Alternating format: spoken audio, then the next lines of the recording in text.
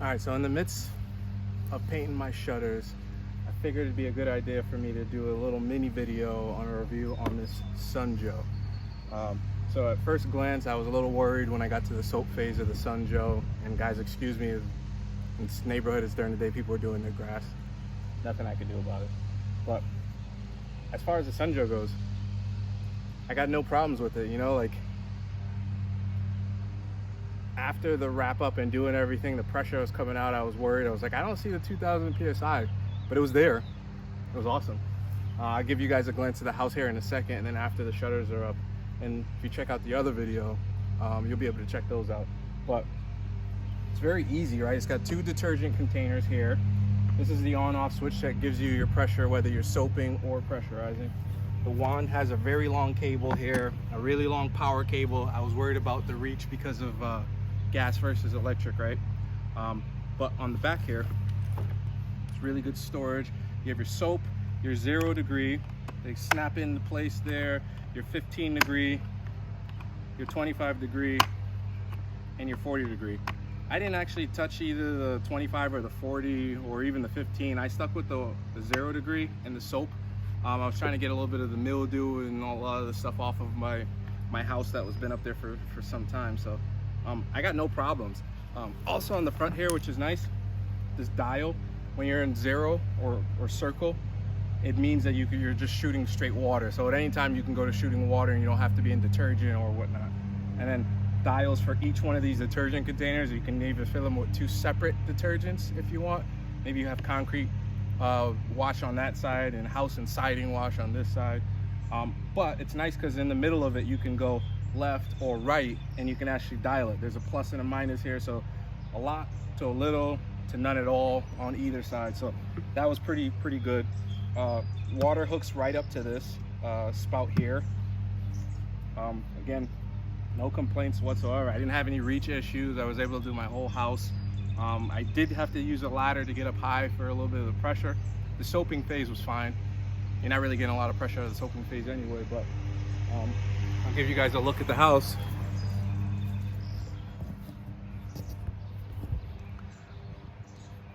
If you guys remember what it looked like before, I mean, that's pretty clean, you know, like.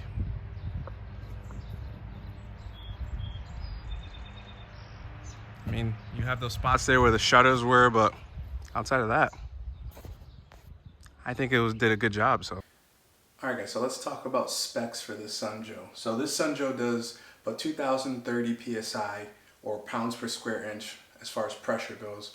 It also has these 2 canisters here. These 2 canisters are for your detergent, and they hold roughly 0.9 liters each, or around 30 ounces each. So like that's a lot of detergent that we can put in here.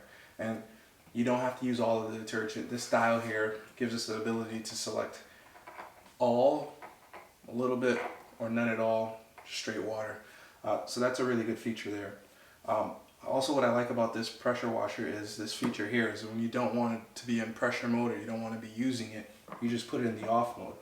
And it's as easy as that to switch it to the on mode. That's pretty cool.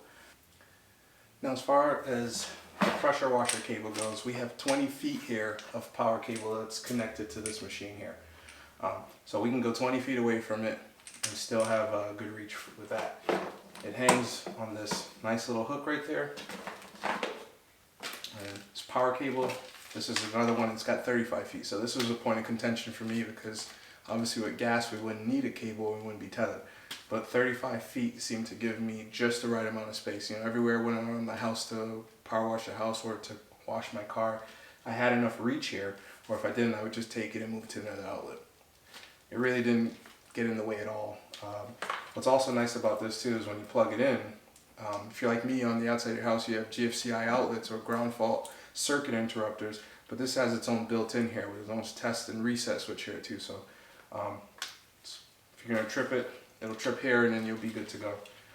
Just hit the reset and then you'll be back on your way. Now, also good to point out here is that this motor here that's inside this is about 18 watts, so it's not taking up much, and you can plug it into a regular household outlet.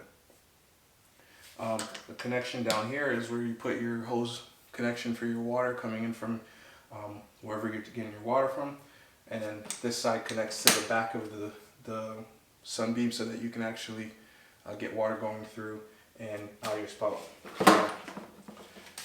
As far as the handle goes here, it's pretty good. We have a nice little safety switch here.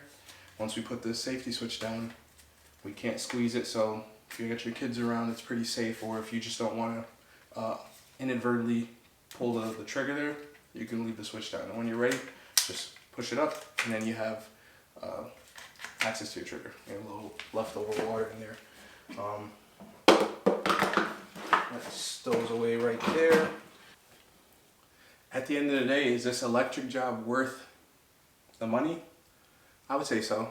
For the same class, and I think the next best thing, I was looking at something around $300 for a gas powered that would do everything that this one does. Am I tethered to an outlet? Yes. But I mean, is that a big deal? I don't think so.